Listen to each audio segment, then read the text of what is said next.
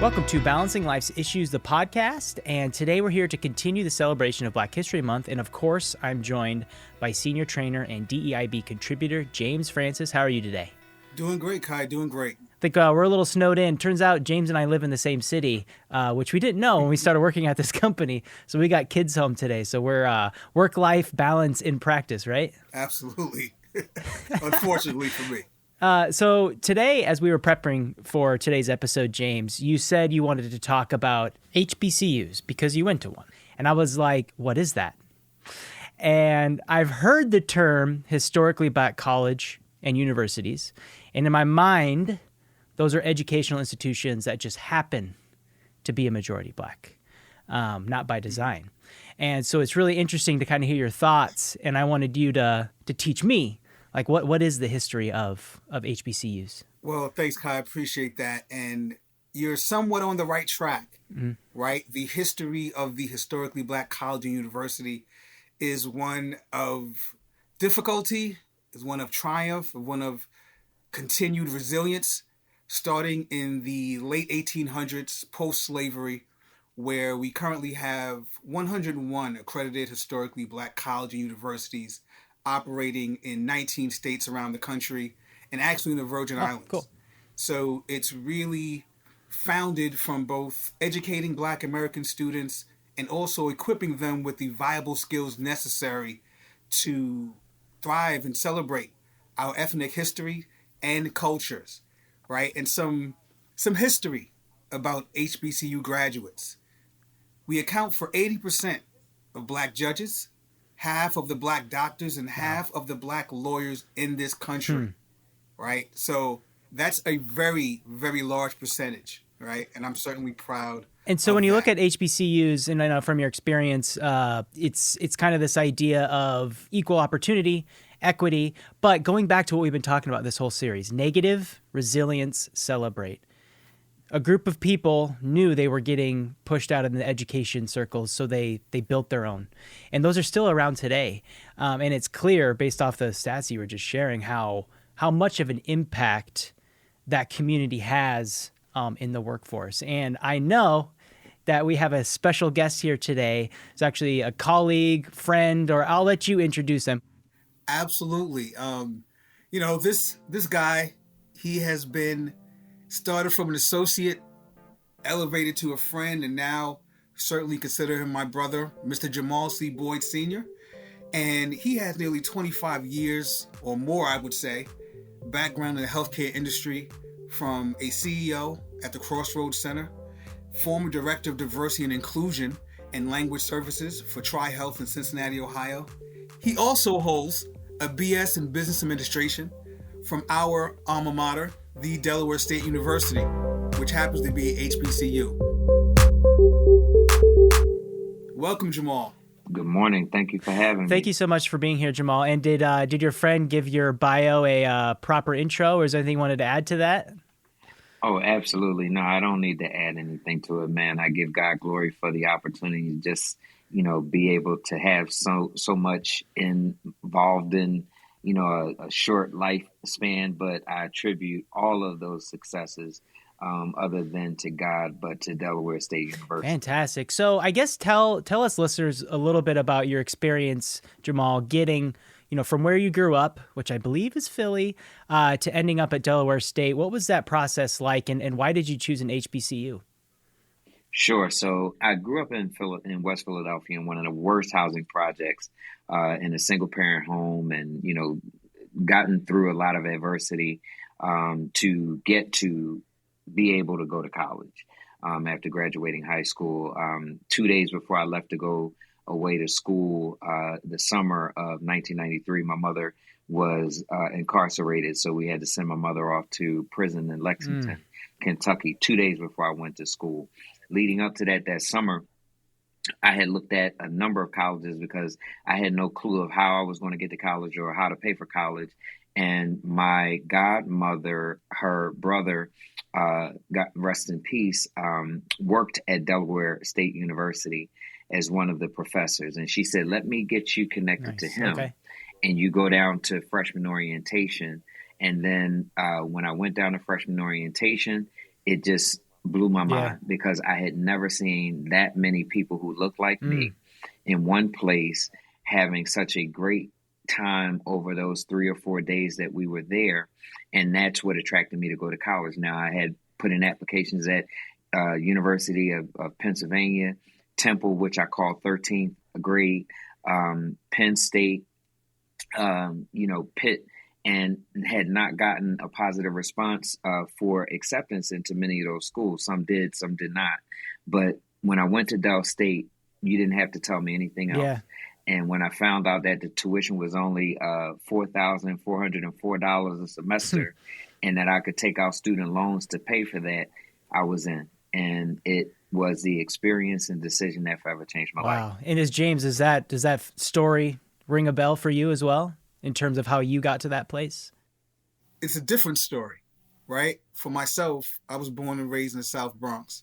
And while I was in high school looking at colleges, a lot of, friends at that time, they were all attending college in state, a lot of University of Albany's, a lot of SUNY's, right? State universities. I didn't want to stay here. I didn't want to stay in New York. And, I didn't really know where I wanted to go at that point. But a best friend of mine, Mr. Dwayne Sims, who's actually the treasurer of Wilmington, Delaware currently, his older brother was in attendance at Delaware State. And speaking with him and him inviting me down once again to see them, and it changed my world. It blew my mind. And here's where it comes to similar to Jamal's story. Right. Just seeing the atmosphere, a place where, I was the majority. Right. This was something I've never seen, even here in New York City. I've never been in a space where I'm like, oh my goodness, we are actually the majority somewhere, but not in a negative aspect, but in viewing and attempting to achieve greatness. Right. Through education. Right. At the numbers, at thousands. And that was a wonderful thing. So what I've heard from both of you is this idea of connections. So, the fact that, your backgrounds were somewhat different, but you kind of, it's like a funnel. I'm imagining a giant funnel, and then that it kind of ends at HBCU. So tell me about the importance, and maybe Jamal, you could start, the importance of those connections as you transition from majority Black experience back into, I guess you could call the real world, right? Where you're going to find yourself maybe as the 3% in a company and trying to get a seat at that table. Like, what was your experience with that transition, and what's that like still today? Well, I think, you have to start from the beginning. So when we went down to freshman orientation, those connections started there because we started building relationships that weekend that now have spanned over, 20, 30 years, right? And as a result of that, talking with the elder classmen that were in fraternities and sororities was what helped us to say, hey, you know what? This is the school I'm going to choose. And then when you got back on campus to start your college career, those were the people that you connected with because they embraced you. They made you feel like you were a part of something that you weren't even connected to at the time. So those relationships that started at freshman orientation that then migrated into, I'm in the same class with you. We're hanging out together. We're shooting pool. We're going to the mall. We're having drinks. We're going, you're coming to my city during break to stay with me, and I'm going home to your house to stay with you. So those connections started those relationships that were, again, associates, friendships, familial now, even though we're not blood. So then you fast forward post-graduation, you start to now come out of that majority space, and you're back into the minority space. You're bringing that culmination of relationships and things that you've learned and, the different areas that you've been exposed to from around the country to make you more of a diverse person. But then it helps you to be more accepting and more influential, if you will, also as you get into these majority settings, because you're bringing a unique experience that companies and communities cannot relate to in many cases, because you are now the unicorn, even though you're in a smaller, minority, but you're bringing experiences even into the professional world. Can't nobody tell me anything about resourcing, because I grew up in the projects. I know how to resource, but also me going to Maryland, me going to DC, me going to California and other places in the country and connecting with my HBCU family that gave me, that exposure that I now blend into life's experiences that help with that migration back into majority setting. It's so interesting. And there were so many lessons that I learned at 17 to 21 that I didn't realize at the time until I came back into the quote unquote real world in which I was the minority. But my mentality was the biggest change that, for myself personal, that my experiences drew from my HBCU. Being comfortable in any room, in any space, with anyone was the largest takeaway from Delaware State University. And that was because that was filtered through us, through our professors, through each other, through our friends, right? Traveling and Right. being more social. And believe it or not, it grew my diverse and inclusive mindset being at HBCU, right? And that's from the point where, hey, someone across the room, a person of color or a female or someone from a different generation, they might not feel as comfortable in the room because they're now the minority. I never Right. felt that way.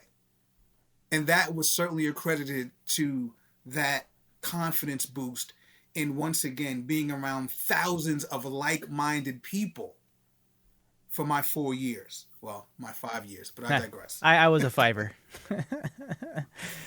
Jamal was a Yeah. 4. So Well, I was a 4 because I refused to come back and pay for one class and stay for a semester. So I bust my tail to get out Yeah. at 4. But I was looking at 6 in my defense. I ended up in 5. don't worry, Kai. Well, We have no, some but friends like that. James said one word that resonated and that I meant to share as well: confidence, right? Because Yeah. I believe that my HBCU experience, particularly Del State, boosted. I already had confidence, and I think maybe it was cockiness before I learned the difference between the two. But Del State definitely boosted my confidence, as James said, to be able to somewhat chameleonize, if you will, walk into any room, be able to adapt, adjust, and influence and change, versus be influenced by. And it's a life model that I live by now, but I credit that to Delaware State University and that experience there, because I know that my education from Del State is just as competitive as anybody's from Harvard. Yeah.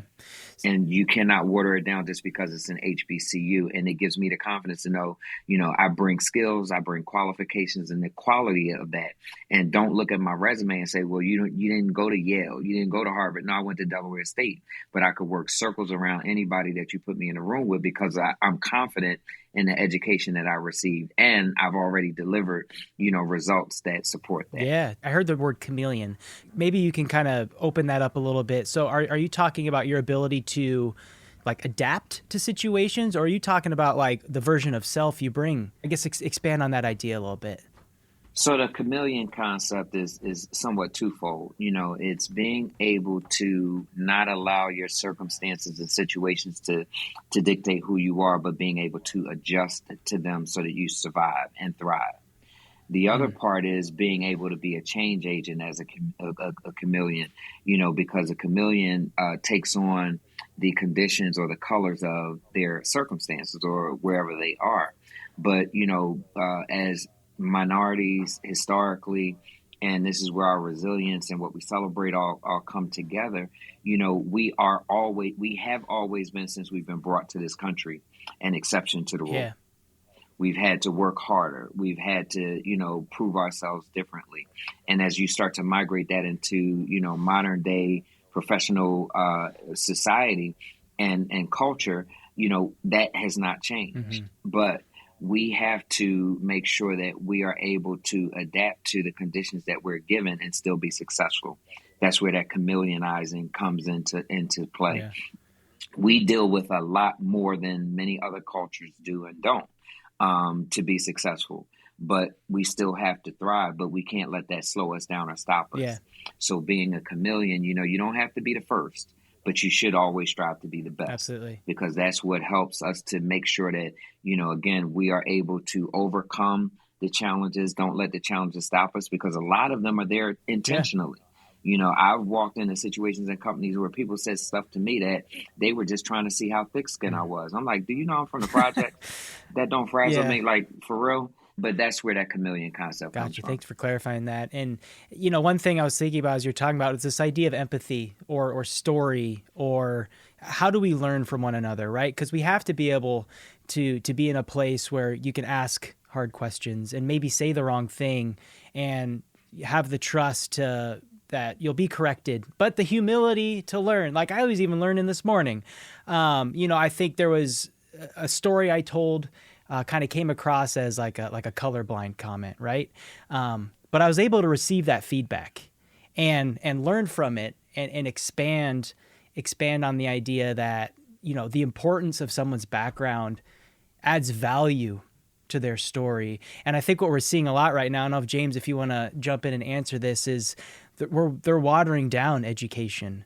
They're removing DEIB programs from states and universities. So what did you learn about diversity at Delaware State, and what's the importance of us continuing to learn about one another in that way?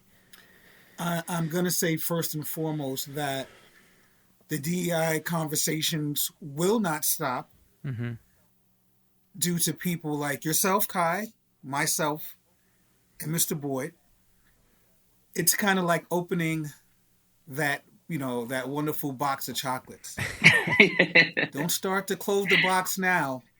I would certainly say the spark has been lit for many, many people, and the conversation will not stop. I will not stop having this conversation. As long as we continue having whether it. It's, yes, they can't whether stop. We're having a formal podcast or Kai, you and I are having a conversation, in our local deli. These conversations will continue to happen organically. And, that's the mentality that many of us have currently. I do not have to be listed as a quote unquote expert in a field to speak towards justice, equality, equity, inclusion for everyone. One of the first things I say when I get on a platform and speak, like, this conversation for everyone. Why wouldn't you love to have it? And I'm sure Jamal can relate to that, right? To continue to move the needle in any and every possible way I can. And I promise you, I credit that mindset and mentality from attending Delaware State University. Well, to, think, James and Kai, that this is important for keeping the conversation moving. For one, very important word, impact. And we want to have impact because impact is what causes change. And even, James, in what you said about, making people or being comfortable with having a conversation, we have to force the conversation, even if it causes people to be uncomfortable, simply because that's awareness, that's impact as well. When I started in diversity, I was the first, right? Here's that first word again, director of the Office of Health Equity, which was basically, DEI or, belonging and inclusion. But I ran that for the state of Pennsylvania. And we didn't really know what that was. You had offices of minority health and offices of diversity and, things like that as the years progress. But let's not negate the progress that we've made since then, even though it may be incremental. But we have to keep forcing it. So, as the government is trying to restrict, this from learning or funding, if you provide DEI training and receive funding from the federal government being cut off, we still have to start at home, having the, conversations about diversity with our little ones, because we want to have impact. I'm not just a diversity officer. I'm a diverse person. Sure. So that gives me the right to have this conversation in any setting, not in an offensive way, but in an influential way.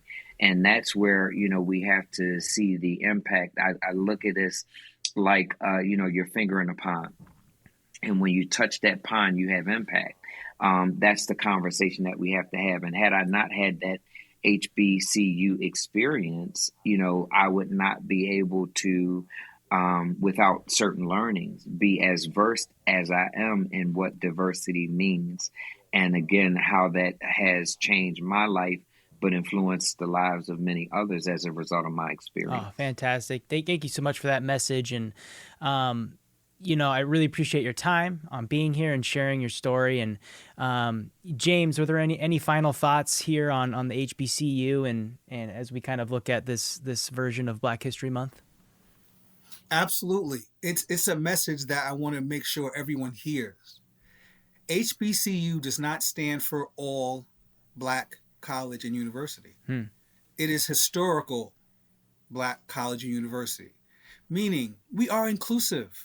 Everyone is welcome to attend. I implore people of different background and ethnicities to send their children to HBCUs. It is certainly okay. Take it from me. It's okay to be the minority. It is okay. It is okay. Yeah. Because what happens is we can learn to thrive. We can educate ourselves, right? Have that willingness to have these uncomfortable and difficult conversations and come out the other side as wonderful, wonderful, educated human beings. And that's what it's all about. Fantastic. Well, thanks again to our guest, Jamahal, for being here. And thank you, James, for helping produce this programming. And we got to throw a shout out to Vivian, who did a lot of research for us for this episode. So hats off to them. And don't forget to join us Friday, February 23rd for our free live webinar titled DEIB Navigating the Difficult Conversation, hosted by myself and facilitated by, of course, James here. Registration info is available at bli-info.com/free webinars. Thanks again, Jamahal, for being here. Appreciate your time. Thank you for having me. And James, thank you. Thanks so much for having me once again, Kai. Appreciate it. Until next time, everyone, take care.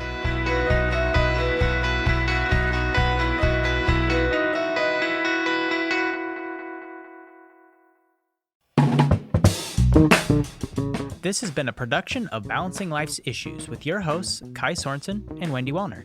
Produced by me, Kai. Rate, leave a review, and subscribe to the podcast wherever you listen so you can get brand new episodes as they drop. Got an idea for the show? Email me, kai@balancinglifesissues.com. Anything to add, Miles?